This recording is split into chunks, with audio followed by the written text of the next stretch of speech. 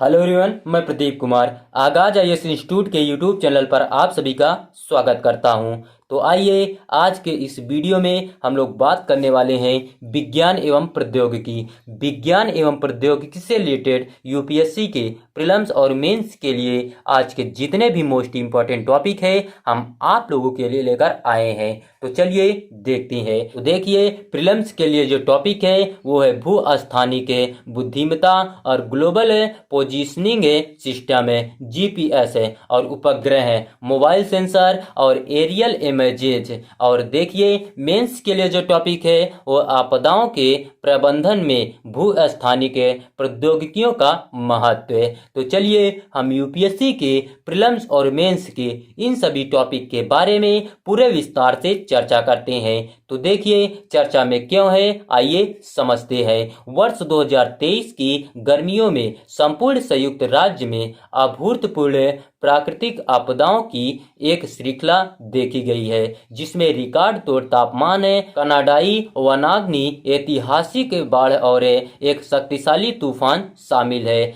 ऐसे संकटों को भू स्थानिक बुद्धिमत्ता का उपयोग कर कम किया जा सकता है। तो चलिए अब हम लोग भू स्थानिक बुद्धिमत्ता के बारे में जानते हैं। तो देखिए, भू स्थानिक प्रौद्योगिकी में भौगोलिक मानचित्रण और विश्लेषण हेतु भौगोलिक सूचना प्रणाली, ग्लोबल पोजीशनिंग सिस्टम तथा रिमोट सेंसिंग जैसे उपकरणों का उपयोग किया जाता है।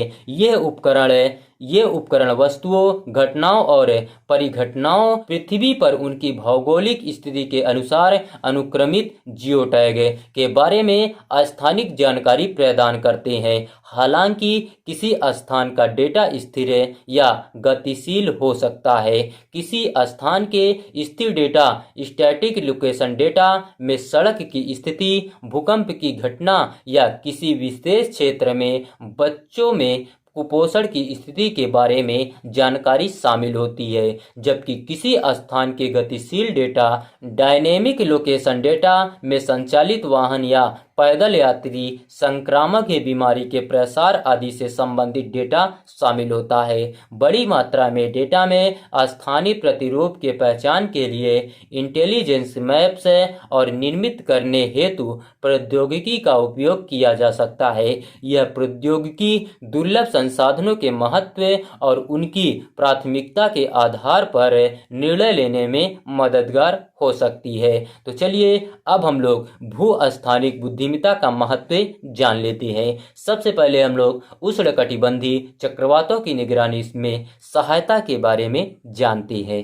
तो देखिए, राष्ट्रीय तूफान केंद्र चक्रवात की अवस्थिति, उसके गठन और दिशा की निगरानी के लिए भू स्थानिक बुद्धिमत्ता से प्राप्त सूचनाओं पर निर्भर करता है। यह सूचनाएं संसाधन आवंटन, चेतावनी जारी करने तथा निकासी प्रबंधन में मदद करती हैं। तो देखिए, सर्च एंड रिस्क्यू प्रयास क्या है, आइए देखते हैं। तो देखिए, तुर्की और सीरिया फरवरी 2023 में 7.8 तीव्रता के भूकंप के बाद से भू स्थानिक बुद्धिमत्ता से प्राप्त जानकारियों के उपयोग से क्षति की पहचान करने तथा जीवित बचे लोगों का पता लगाने में काफी मदद मिली। इसने राहत केंद्रों की स्थापना और आपातकालीन आपूर्ति वितरण की सुविधा में अहम योगदान दिया।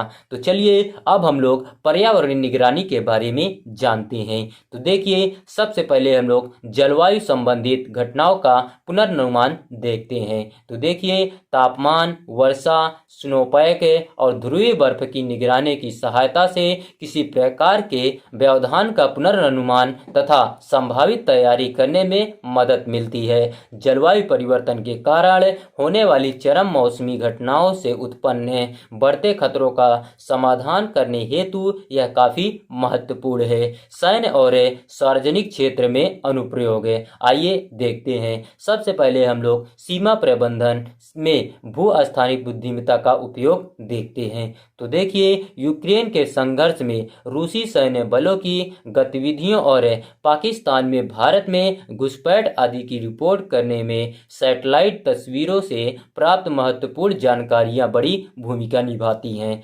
परिवहन एवं रसद क्या है, आइए देखते हैं। जीपीएस तकनीक और भू-स्थानिक डेटा वैश्विक आपूर्ति श्रृंखलाओं के कुशल प्रबंधन में सहायता करते हैं। यह सरकारों और व्यवसायों को कार्गो आवाजाही संबंधी आवश्यक जानकारी प्रदान करता है। तो चलिए अब हम लोग शहरी नियोजन और स्वायत्त वाहन के बारे में जानते हैं। सबसे पहले हम लोग शहरी विकास में योगदान के बारे में समझते हैं। तो देखिए, उच्च रिजोल्यूशन छवियों की सहायता से शहर के योजनाकार एक अधिक सुरक्षित और अधिक कुशल समुदायों का निर्माण कर सकते हैं। इसकी सहायता से साइकिल लेन और यातायात दिशा निर्देश जैसी सुविधाओं का आसानी से पता लगाया जा सकता है। तो चलिए अब हम लोग स्वायत्त वाहनों में भूमिका के बारे में जानते हैं। तो देखिए, भू-स्थानिक बुद्धिमत्ता जमीनी स्तर का विवरण प्रदान करके स्वायत्त वाहनों के विकास का समर्थन करती है। सुरक्षित और स्मार्ट परिवहन प्रणालियों बनाई जा रही है। तो चलिए अब हम लोग निर्णय लेने के लिए डिजिटल ट्विन क्या है, आइए देखते हैं। तो देखिए, संकल्पना और अनुप्रयोग वे मौसम और क्षेत्र के अनुकूल संघर्ष स्थितियों में प्रभावी साबित हुए हैं। तो चलिए अब हम लोग भू-स्थानिक इंटेलिजेंस की आवश्यकता के बारे में जानते हैं। तो देखिए, भविष्य की चुनौतियों का समाधान। बढ़ते तापमान और शहरीकरण में भू-स्थानिक बुद्धिमत्ता की मांग बढ़ जाती है। यह समुदायों की सुरक्षा करने और उभरती परिस्थितियों के अनुकूल ढलने में सहायता करता है। उद्योग विकास। भू-स्थानिक खुफिया उद्योग वर्ष 2020 के $61 बिलियन से बढ़कर वर्ष 2030 तक 209 बिलियन डॉलर से अधिक वृद्धि होने का अनुमान है। तो देखिए, यह एक सुरक्षित और सूचित भविष्य को आकार देने में आवश्यक भूमिका निभाता है। परिशुद्धता कृषि क्या है, आइए देखते हैं। तो देखिए, कृषि तेजी से डेटा संचालित होती जा रही है। भू-स्थानिक बुद्धिमत्ता किसानों को फसल प्रबंधन, मृदा की गुणवत्ता, सिंचाई और कीट नियंत्रण के बारे में सूचित निर्णय लेने में मदद करती है। यह भारत के लिए महत्वपूर्ण हो जाता है क्योंकि सकल घरेलू उत्पाद का लगभग 18% योगदान कृषि क्षेत्र द्वारा दिया जाता है और इसमें 48% कार्यबल कार्यरत हैं। तो चलिए अब हम लोग भारत में भू-स्थानिक प्रौद्योगिकी को बढ़ावा देने के लिए सरकारी पहल क्या है, आइए देखते हैं। तो देखिए, सरकार ने भू-स्थानिक सूचना विनियमन विधेयक 2021 प्रस्तुत किया। इस विधेयक का उद्देश्य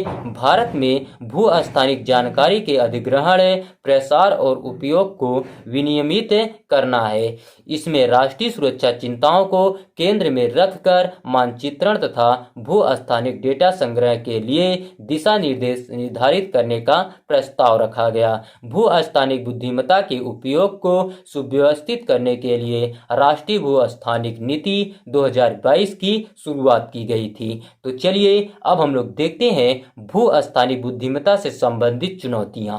तो देखिए, भारत की क्षमता तथा आकार से संबंध पैमाने पर भू-स्थानिक सेवाओं एवं उत्पादों की कोई मांग नहीं है। यह मुख्य रूप से सरकारी एवं निजी क्षेत्र से संभावित उपयोगकर्ताओं के बीच जागरूकता की कमी के कारण है। दूसरी बाधा कुशल जनशक्ति की कमी है। उच्च रिजोल्यूशन पर आधारभूत डेटा की अनुपलब्धि भी एक बड़ी बाधा है। अनिवार्य रूप से आधारभूत डेटा को सामान्य डेटा तालिकाओं के रूप में देखा जा सकता है, जिसे कई अनुप्रयोगों अथवा प्रक्रियाओं के बीच साझा किया जा सकता है। इन्हें उचित सेवा तथा प्रबंधन हेतु एक मजबूत आधार निर्माण के लिए जाना जाता है। डेटा साझाकरण और सहयोग पर अस्पष्टता की कमी सह निर्माण एवं परिसंपत्ति को अधिकतम करने से रोकती है। भारत की समस्याओं को हल करने के लिए विशेष रूप से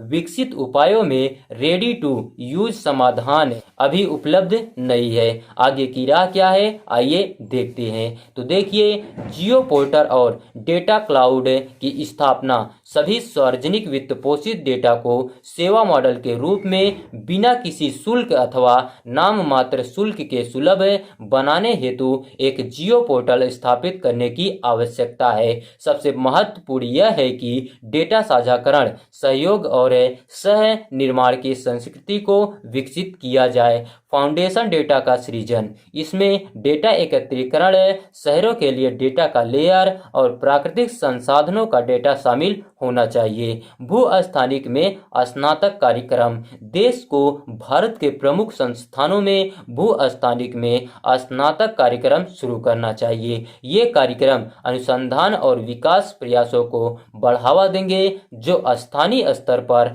प्रौद्योगिकियों तथा समाधानों के विकास के लिए महत्वपूर्ण है। विनियमन और सर्वे ऑफ इंडिया और भारतीय अंतरिक्ष अनुसंधान संगठन इसरो जैसे राष्ट्रीय संगठनों को राष्ट्र की सुरक्षा तथा वैज्ञानिक महत्व से संबंधित परियोजनाओं के विनियमन की जिम्मेदारी सौंपी जानी चाहिए। इन संगठनों को सरकारी व्यवसाय के लिए उद्यमियों के साथ प्रतिस्पर्धा नहीं करनी चाहिए, क्योंकि सरकारी व्यवसाय नुकसानदेह स्थिति में रहता है। तो चलिए, आज का वीडियो यहीं पर समाप्त होता है। तो देखिए, अगर आप लोगों को इसका पीडीएफ चाहिए तो इसका पीडीएफ आप लोगों को टेलीग्राम चैनल पर दे दिया जाएगा। टेलीग्राम चैनल का नाम है आगाज आईएएस इंस्टीट्यूट और टेलीग्राम चैनल का लिंक हम इस वीडियो के डिस्क्रिप्शन में भी दे देंगे। आप यहां से भी जाकर टेलीग्राम चैनल को ज्वाइन कर सकते हैं और पीडीएफ डाउनलोड कर सकते हैं। तो चलिए, अब हम लोग मिलते हैं नेक्स्ट वीडियो में। धन्यवाद।